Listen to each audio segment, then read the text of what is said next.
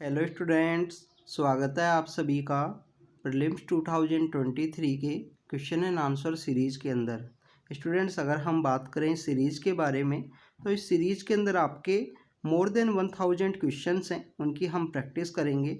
तो आप रेगुलरली इस सीरीज़ को रिवाइज करना, जिससे कि आपको जो मैक्सिमम बेनिफिट है वो हो सके। आप देखिए कि आज हमारी 9th नंबर क्विज है। इससे पहले हमने 8 टू 8 जो क्विज हैं वो अपलोड की हैं। तो आप उन क्विज को बार बार उनको रिवाइज ज़रूर से करना, जो भी टॉपिक्स आपने वहाँ पे रीड किए हैं, जो भी क्वेश्चंस हैं उन सभी को। आज का जो डिस्कशन है उसे हम स्टार्ट करते हैं स्टूडेंट्स। अगर हम बात करें फर्स्ट क्वेश्चन के बारे में, तो फर्स्ट क्वेश्चन है टीपीपी का ही जो अपग्रेडेड वर्जन है, टीपीपी का अपग्रेडेड वर्जन है comprehensive and progressive agreement of trans Pacific partnership. Student, जब Barack Obama United State of America के प्रेसिडेंट हुआ करते थे तो उनके द्वारा ट्रांस पैसिफिक पार्टनरशिप को स्टार्ट किया गया था। बट जैसे ही उनका टर्म कंप्लीट हुआ, उसके बाद में नई प्रेसिडेंट आई, तो उनके द्वारा इस जो अलाइंस है इससे वो अपने आप को विड्रॉ कर लिए गए। आप देखें कि वो टाइम पीरियड भी यूनाइटेड स्टेट ऑफ अमेरिका के लिए उसी तरीके से था। यूनेस्को से भी उन्होंने विड्रॉ किया था, और भी काफ़ी सारे ऐसे ऑर्गेनाइज, यूएनएचआरसी है, United nation human right council जो है, उससे भी उन्होंने विड्रॉ किया था यूनाइटेड स्टेट ऑफ अमेरिका के द्वारा। इवन पेरिस एग्रीमेंट से भी विड्रॉ करने की जो बात है वो की गई थी वहाँ पे, जो 2015 के समय में जो UNFCCC का एक एग्रीमेंट है जो COP21 है। तो स्टूडेंट्स, इस तरीके से उस समय विड्रॉ का जो मूवमेंट है वो चला था कि हम इस ऑर्गेनाइजेशन से अपने आप को विड्रॉ करते हैं, जो बिग पावर्स हैं।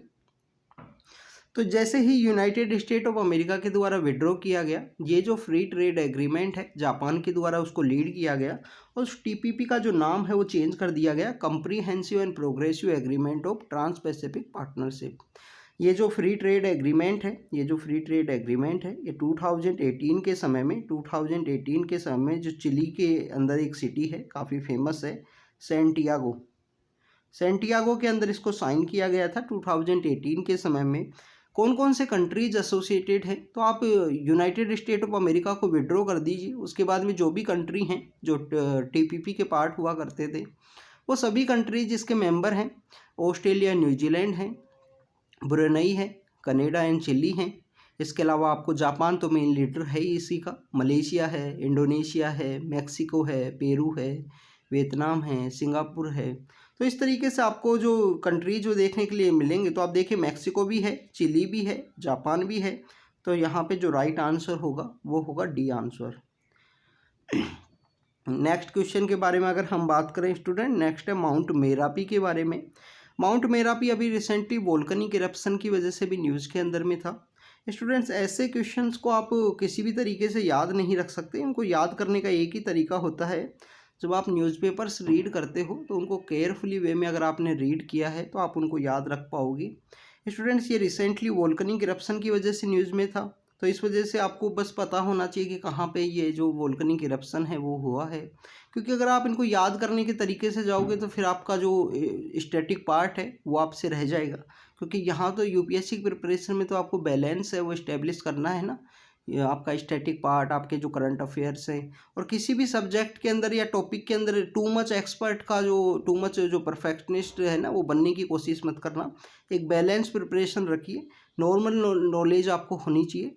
तो यहाँ पे अगर हम बात करें माउंट मेरापी के बारे में और कॉस्ट बेनिफिट कितना है, सपोज कीजिए आप ऐसे बहुत सारे वोल्केनिक इरप्शंस की जो जगह हैं उनको याद किए और वहाँ से क्वेश्चन है वो नहीं आता है। इसके अलावा अगर आप मॉडर्न हिस्ट्री को अपने अच्छे से प्रिपेयर करते हो तो उससे आपको 4 से 5 क्वेश्चन है वो आएंगे वहाँ से, और हो सकता है कि आपके 3 से 4 जो क्वेश्चन है वो वहाँ पे बन भी जाए, अच्छे से आपके राइट भी हो जाए। तो माउंट मेरापी सिचुएटेड है इंडोनेशिया के अंदर, जो जावा एंड योग्यकर्ता नाम की जो जगह है उसी के पास सिचुएटेड है ये माउंट मेरापी, उन्हीं के बॉर्डर एरियाज में। योग्यकर्ता के बारे में आपको पता होना चाहिए, योग्यकर्ता प्रिंसिपल के बारे में आपने सुना होगा। तो योग्यकर्ता जो प्रिंसिपल हैं वो 2006 के समय में इसको साइन किया गया था, gender equality and gender identity से रिलेटेड है। स्टूडेंट्स, प्रेजेंट समय में भी हमारे कंट्री के अंदर जो स्पेशल मैरिज एक्ट के अंदर डिमांड की जो राइट्स हैं की अमेंड की जो बात है वो चल रही है, जो हमारी ये LGBT कम्युनिटी हैं उनके द्वारा। तो अगर हम इनके केस की जो जर्नी है उसको अगर हम रीड करें तो सबसे पहले आप देखिए कि 2009 के समय में जो यहाँ पे नाज फाउंडेशन है, नाज फाउंडेशन का केस दिल्ली हाई कोर्ट के अंदर आता है। दिल्ली हाई कोर्ट ने जो आर्टिकल जो सेक्शन 377 है उसको वैलिड माना यहाँ पे। फिर इनके अगेंस्ट में एक पर्सन है वो यहाँ पे केस फाइल करते हैं, सुरेश कुमार कौशल वर्सेज नाज फाउंडेशन। उसके अंदर हमारी जो ऑनरेबल जो सुप्रीम कोर्ट है उसने यहाँ पे जो क्रिमिनल ऑफेंस है वो इसको माना, होमोसेक्सुअलिटी को। स्टूडेंट्स 2017 में फिर हमारा जो के.एस. पुट्टास्वामी केस है, के.एस. पुट्टास्वामी केस है वो बेसिकली राइट टू प्राइवेसी है वो ग्रांट की गई। तो राइट टू प्राइवेसी एक बेसिस बनता है हमारे जो नेक्स्ट जो केस है नवतेज सिंह जौहर जो केस है 2018 का, तो उसके थ्रू यहाँ पे जो होमोसेक्सुअलिटी है उसको डीक्रिमिनलाइज किया गया है। प्रेजेंट डिमांड यही है कि होमोसेक्सुअल जो कपल्स हैं वो अपनी जो मैरिज है उसको यहाँ पे रिकॉग्नाइज कर सकें स्पेशल मैरिज एक्ट के अंदर में। अगर हम बात करें स्टूडेंट्स, हमारे ऑनरेबल हम सुप्रीम कोर्ट के अंदर जो डिफेंड करने वाली जो लॉयर्स हैं वो उनके द्वारा जो डिफेंड किया गया है और उनका वो भी बेसिकली इसी कम्युनिटी से बिलोंग करते हैं, इसी सेक्शन से। इसमें मेनका गुरुस्वामी हैं, अरुंधति काटजू हैं, वो उनके द्वारा अच्छे से इस केस को डिफेंड किया गया है। आपको जो कभी समय मिले तो आप इसको देखना, इसके जो कोर्ट की जो प्रोसीडिंग है। इसके अलावा तो स्टूडेंट्स इस वजह से ये न्यूज़ के अंदर में था, योग्यकर्ता प्रिंसिपल एंड होमोसेक्सुअलिटी का जो हमारे यहाँ पे जो जर्नी है उसको हमने यहाँ पे देखा। आप देखिएगा थर्ड जेंडर का भी केस था, नालसा का जो केस है, NALSA versus union of India, जिसके अंदर थर्ड जेंडर को रिकॉग्नाइज किया गया है। तो वो केस और के.एस. पुट्टास्वामी जो केस है वो बेस बने हैं यहाँ पे जो नवतेज सिंह जौहर केस के अंदर जो जजमेंट आया जिसके अंदर होमोसेक्सुअलिटी को डिक्रिमिनलाइज किया गया। बहुत सारे स्टूडेंट्स को या हो सकता है कि बहुत सारे लोगों को ये हो कि ये बेसिकली एक कोई वैलिड नहीं है या कोई हम बात करें कि सही नहीं है ये प्रैक्टिस। बट आप देखिए स्टूडेंट्स कि कभी जब सती को जब एंड किया गया था 1828 के समय में, सती को जब एंड किया गया था तो उस समय भी तो सोसाइटी के अंदर इस तरीके की बात होगी कि जो सती एक जो हमारा जो कस्टम है वो सही है। बट आप देखिए कि सती को 1828 के समय उसको क्रिमिनलाइज किया गया, उसको रोका गया, बैन किया गया। उसके बाद में भी आपको इंडिपेंडेंस के बाद में भी हमारी जो आज़ादी हमको मिल चुकी थी उसके बाद में भी आपको 1980s के समय में एक जो सती का जो रिचुअल है वो देखने के लिए मिलता है राजस्थान के अंदर में। राजस्थान में सीकर नाम की जो डिस्ट्रिक्ट है उसी के पास में एक गांव के अंदर वो प्रैक्टिस की गई थी।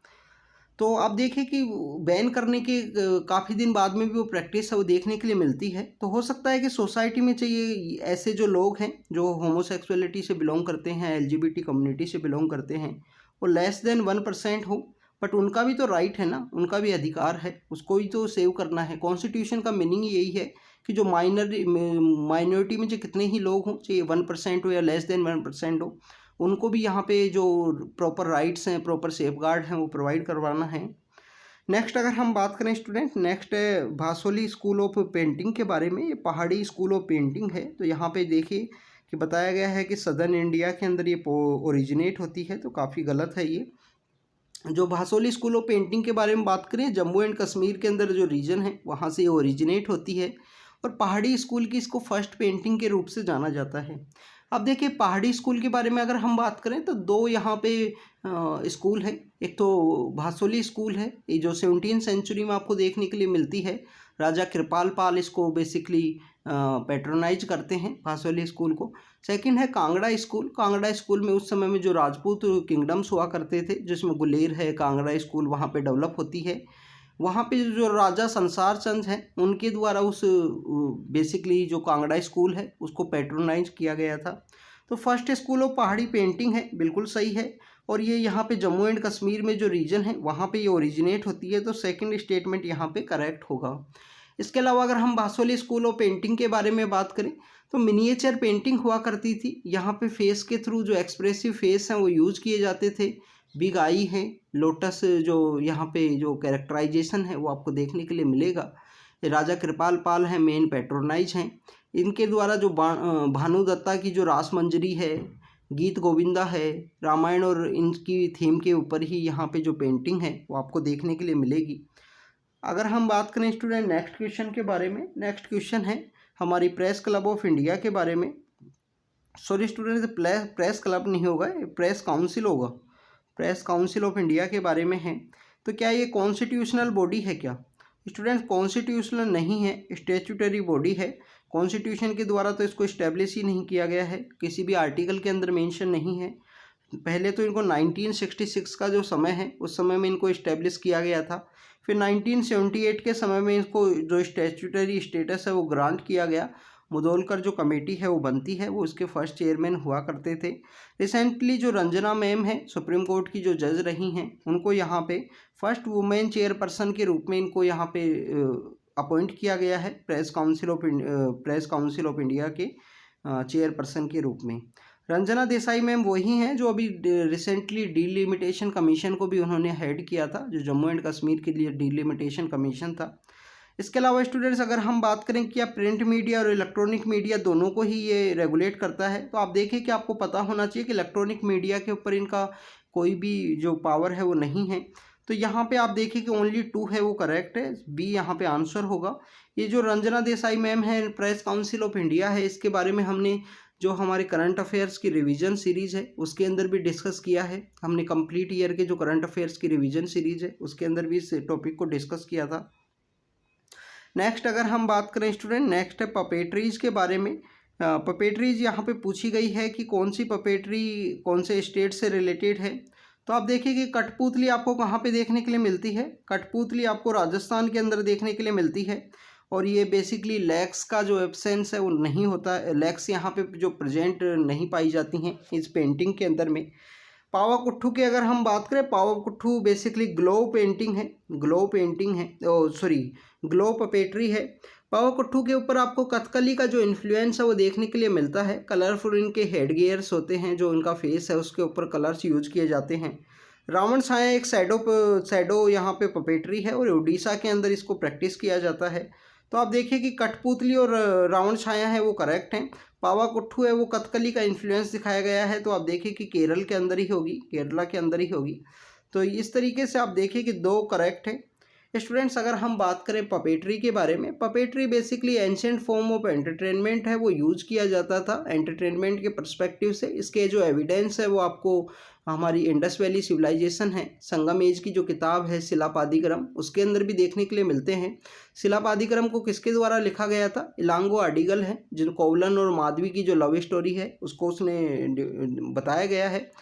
तो स्टूडेंट्स यहाँ पे अगर हम बात करें नेक्स्ट क्वेश्चन के बारे में, नेक्स्ट क्वेश्चन है मार्शल आर्ट्स से रिलेटेड। मार्शल आर्ट्स का जो लेक्चर था उसके अंदर हमने इसको डिस्कस भी किया था, उससे पहले भी काफ़ी बार क्वेश्चंस के अंदर डिस्कस किया है इनको। मार्शल आर्ट्स रिसेंटली न्यूज़ के अंदर इस वजह से भी हैं कि आप देखिए कि 2021 के समय में हमारे यहाँ पे जो खेलो इंडिया का जो गेम्स होते हैं उसके अंदर कुछ मार्शल आर्ट्स को ऐड किया गया है। इस वजह से भी ये टॉपिक है वो न्यूज़ के अंदर में थी।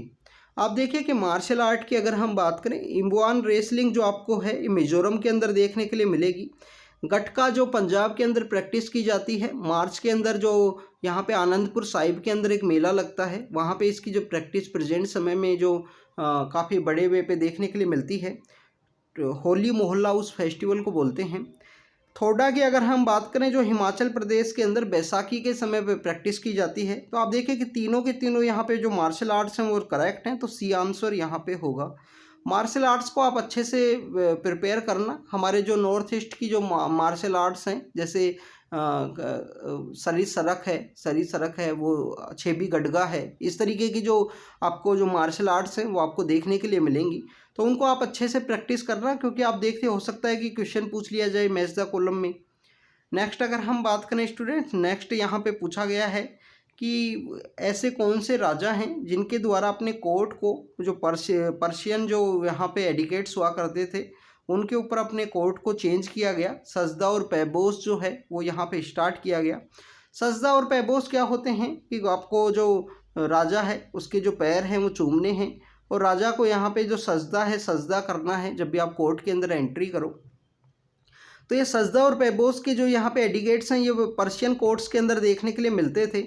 तो आप देखें कि ये जो स्टार्ट किया गया था वो बलबन के द्वारा स्टार्ट किया गया था। बलबन का टाइम पीरियड की अगर हम बात करें, स्लेव डायनेस्टी जो है दिल्ली सल्तनत में जो स्लेव डायनेस्टी है, चलो इसको एक बार देखते हैं। आप देखिए कि 1191 के समय में पृथ्वीराज चौहान की जीत होती है और मोहम्मद गोरी का डिफीट होता है। फिर 1192 के समय ही पृथ्वीराज चौहान की अब डिफीट होगी। पहले यहाँ पे जीत होती है पृथ्वीराज चौहान जो कि अजमेर से रूल किया करते थे। हमारे यहाँ पे काफ़ी सारे जो राजपूत किंगडम्स है वो आपको देखने के लिए मिलेंगे, जिसके अंदर परमार है जो मालवा के रीजन के रहेंगे, सोलंकी हैं जो गुजरात के अंदर में थे, चंदेलाज है जो खजुराहो का जो रीजन है वहाँ पे आपको देखने के लिए मिलेंगे। इसके अलावा आप देखिए कि जो चौहान है वो राजस्थान के अंदर अजमेर से रूल किया करते थे। तोमर हैं जो दिल्ली के अंदर रूल किया करते थे। तो वो यहाँ पे जब चौहान से अटैक करते हैं, चौहान को मोहम्मद गोरी की यहाँ पे लड़ाई होती है। इसके अंदर 1191 के अंदर जीत होती है तराइन के पहले युद्ध के अंदर। 1192 के अंदर यहाँ पे हार हो जाती है पृथ्वीराज चौहान की, और पृथ्वीराज चौहान की डिफीट होने के साथ ही यहाँ पे मोहम्मद गोरी है वो अपना एम्पायर इस्टेब्लिश करते हैं। उनके 2 स्लेव हुआ करते थे। 2 स्लेव यहाँ पे इंडिया के जितने भी एम्पायर्स हैं सभी को डिफीट्स करते हैं, सभी डायनेस्टीज़ को डिफीट करते हैं, और ओवरऑल जो इंडिया का जो मेजर पार्ट है उसको यहाँ पे कैप्चर किया जाता है उनके द्वारा। तो 1206 के समय में यहाँ पे जो मोहम्मद गोरी हैं उनकी डेथ होती है, और उनके कोई भी यहाँ पे डिसेंडेंट ना होने की वजह से उनके जो स्लेव हैं वही अपने आप को जो राजा है वो घोषित करते हैं। तो कुतुबुद्दीन ऐबक यहाँ पे पावर के अंदर आते हैं। कुतुबुद्दीन ऐबक हैं जिनके द्वारा कुतुब मीनार को इस्टेब्लिश किया गया है। कुतुबुद्दीन ऐबक के द्वारा रूल किया गया, और ये स्लेव डायनेस्टी के पहले रूलर हुआ करते थे। तो इस डायनेस्टी के अंदर आपको मैक्सिमम जो रूलर्स हैं वो स्लेव देखने के लिए मिलेंगे कि किसी ना किसी के वो स्लेव हुआ करते थे। तो सबसे पहले कुतुबुद्दीन ऐबक आते हैं। ये यहाँ पे 1206 से लेकर जो 1210 का जो समय है उसके अंदर रूल करेंगे। इनके समय जो कैपिटल है वो लाहौर हुआ करती थी। बाद में इन्हीं के जो दामाद हैं जो इनके स्लेव हुआ करते थे इल्तुतमिश, वो पावर के ऊपर आएंगे। इल्तुतमिश को अगर हम बात करें, उन्होंने जो कैपिटल है उसको वहाँ से चेंज किया, कुतुब मीनार को कंप्लीट करवाया गया, दिल्ली कैपिटल लेके आए, कुतुब मीनार को कंप्लीट करवाया गया। इल्तुतमिश के बाद में जो पावर के ऊपर आती हैं वो पहली महिला शासक होती हैं, पहली महिला रूलर होती हैं दिल्ली सल्तनत के समय में, वो होती हैं रजिया सुल्तान। उनका कुछ समय तक रूल चलता है, 2-3 साल तक। उसके बाद में जो चहलगामी सिस्टम हुआ करता था उनके द्वारा उनको यहाँ पे टॉपल करने की कोशिश की गई। 1239 के समय में उनको टॉपल किया गया। उसके बाद में आप देखिए कि कोई भी एबल किंग है वो नहीं देखने के लिए मिलेगा। और 1266 से लेकर 87 का जो समय है उसके अंदर आपको जो बलबन है वो देखने के लिए मिलेंगे। बलबन के द्वारा यहाँ पे काफ़ी सारे जो रिफॉर्म है वो लाए गए। मिलिट्री को उनके द्वारा रिफॉर्म किया गया, दीवाने अर्ज उस मिलिट्री का डिपार्टमेंट रखा गया। स्पाई सिस्टम इनके द्वारा चलाया गया था। जो 40 जो लोग हुआ करते थे जिनको चहलगाम के नाम से जानते हैं उनको इनके द्वारा कंट्रोल किया गया। इवन अगर हम बात करें कि इनके द्वारा आयरन एंड ब्लड की जो पॉलिसी है वो मेवातीज के अगेंस्ट में इनके द्वारा अडॉप्ट की गई थी। नवरोज का फेस्टिवल इनके द्वारा सेलिब्रेट किया गया था। और अब यहाँ पे देखिए कि इनके द्वारा जो सजदा एंड पैबोस है वो भी कोर्ट के अंदर स्टार्ट किया गया था बलबन के द्वारा। अगर हम बात करें स्टूडेंट्स नेक्स्ट क्वेश्चन के बारे में, नेक्स्ट क्वेश्चन है unique land parcel land identification number के बारे में। तो unique land parcel land identification number, जिससे कि भू आधार, ज़मीन का जो आधार होता है उसके नाम से भी इसको जानते हैं। ये बेसिकली 14 डिजिट का आपको देखने के लिए मिलेगा। और ये जो डिजिटल इंडिया जो लैंड रिकॉर्ड्स का मॉडर्नाइजेशन प्रोग्राम है वो उसी के अंडर में आपको ये देखने के लिए मिलता है। तो जो यहाँ पे लैंड रिकॉर्ड्स को डिजिटलाइज करना है उसी के अंडर में आपको ये जो अर्बन जो हमारी यूनिक लैंड पार्सल है, लैंड आइडेंटिफिकेशन जो नंबर है, पार्सल लैंड आइडेंटिफिकेशन नंबर, उसी के जो पार्ट है जो देखने के लिए मिलता है। आप देखिए कि इसके अंदर रूरल जो हमारी ग्रामीण एरिया के अंदर जो ज़मीन पाई जाती हैं और जो अर्बन एरिया के अंदर जो ज़मीन पाई जाती है, इन दोनों को इसके अंदर रखा गया है इस कैटेगरी के अंदर में। अगर हम बात करें 14 डिजिट का ये दिया जाएगा।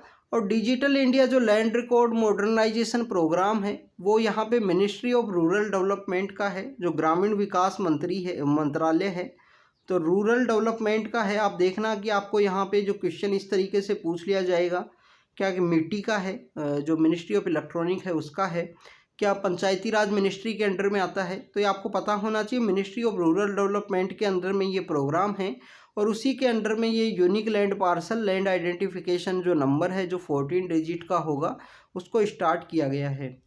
स्टूडेंट्स अगर हम बात करें नेक्स्ट, तो यहाँ पे आप देखिए कि राइट आंसर होगा बी, क्योंकि यहाँ पे ओनली रूरल लिखा गया है स्टेटमेंट 1 के अंदर में, वो गलत है, रूरल प्लस अर्बन के लिए बनाया गया है।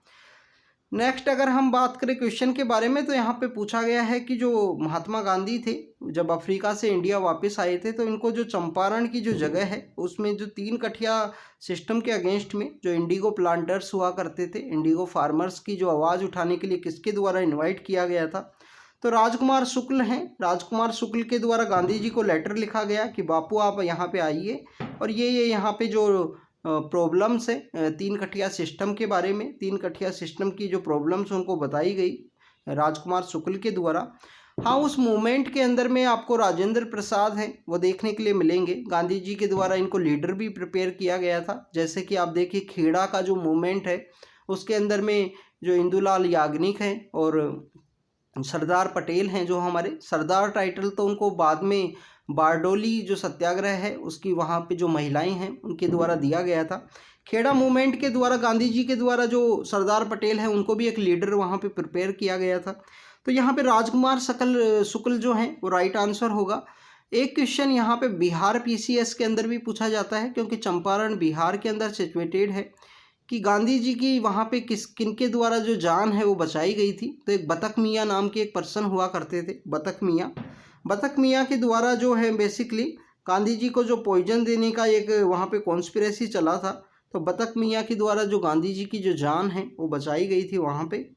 स्टूडेंट्स अगर हम बात करें नेक्स्ट क्वेश्चन के बारे में, नेक्स्ट क्वेश्चन यहाँ पे कुछ 3-4 जो कॉन्स्पिरेसी ट्रायल्स हैं उनके बारे में पूछा गया है कि इनमें से कौन से हैं जो कम्युनिस्ट मूवमेंट से रिलेटेड हैं। तो आप देखिए कि कम्युनिस्ट मूवमेंट से रिलेटेड आपको जो पेशावर कॉन्स्पिरेसी है वो भी देखने के लिए मिलेगी। जो वहाँ पे मुजाहिर्स हुआ करते थे उनके अगेंस्ट में एक ट्रायल चलाया गया था और उसके मेन मोटिव यही था कि इंडिया को जो Russian order of communist movement है उससे यहाँ पे ब्रोक किया जा सके। 1922-23 के समय, 22 एंड 23 के समय आपको देखने के लिए मिलेगा। जो पेशावर है प्रेजेंट समय में जो पाकिस्तान के अंदर है, तो पेशावर के अंदर इसको चलाया गया था।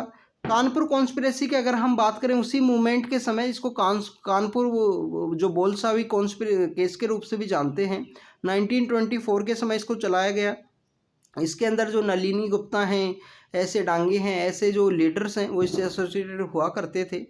मेरठ कॉन्स्पिरेसी की अगर हम बात करें, आप देखें कि जो हमारे ट्रेड यूनियंस हैं, जो हमारे ट्रेड यूनियंस हुआ करती थी, जिनको कि ट्रेड यूनियंस को यहाँ पे रिकॉग्नाइज किया गया था, पर ट्रेड यूनियंस के अंदर जो कम्युनिस्ट का जो यहाँ पे इन्फ्लुएंस हुआ गया, जो एक्सट्रीमिस्ट इन्फ्लुएंस आपको देखने के लिए मिलेगा, तो उन्हीं के अगेंस्ट में एक मेरठ कॉन्स्पिरेसी है वो आपको देखने के लिए मिलेगी 1928-29 के समय में। 1 से 1.5 साल ये ट्रायल्स चलते हैं। उन ट्रायल्स के अंदर में वहाँ पे इन लोगों को कन्विक्ट किया जाता है और कुछ भी नहीं, हमारे जो यहाँ पे वर्किंग क्लास का जो मूवमेंट है वो यहाँ पे लूज होगा और जो यहाँ पे बेसिकली बोलेंगे कि जो न्यूज़ के अंदर जो रिपोर्टिंग है वो तो काफ़ी देखने के लिए मिलेगी, बट मेरठ कॉन्स्पिरेसी की वजह से हमारे यहाँ पे जो वर्किंग क्लास का जो एक्चुअल मूवमेंट हुआ करता था, वर्किंग क्लास को कुछ रिलीफ मिले, वो यहाँ पे कम होंगी मूवमेंट के बाद में। और आप देखिए कि उसके बाद में ऑल इंडिया जो ट्रेड यूनियन कांग्रेस हुआ करती थी, जो all India Trade Union Congress जिससे कि 1920 के समय इस्टेब्लिश किया गया था, वो भी यहाँ पे बाइफरकेट होती है। All India Trade Union Congress और All India Trade Union Federation जो अंडर द लीडरशिप ऑफ जो NM जोशी हैं उनकी लीडरशिप में वो बनती है 1931 के समय में। तो इस तरीके से जो मूवमेंट आपको यहाँ पे ख़राब होता हुआ दिखाई देता है इस मेरठ कॉन्स्पिरेसी की वजह से। तो यहाँ पे तीनों के तीनों करेक्ट हैं, तीनों के तीनों यहाँ पे जो कम्युनिस्ट मूवमेंट है उन्हीं से रिलेटेड हैं। तो ये बेसिकली स्टूडेंट्स यहाँ पे राइट आंसर डी होगा। आज की ये क्विज है जिसके अंदर हमने गांधी जी का जो चंपारण है, ये जो कम्युनिस्ट कॉन्स्पिरेसी केसेस हैं इन सभी को डिस्कस किया। तो रेगुलरली रिवाइज करना इन क्विज के क्वेश्चंस को। Thank you students, thank you very much.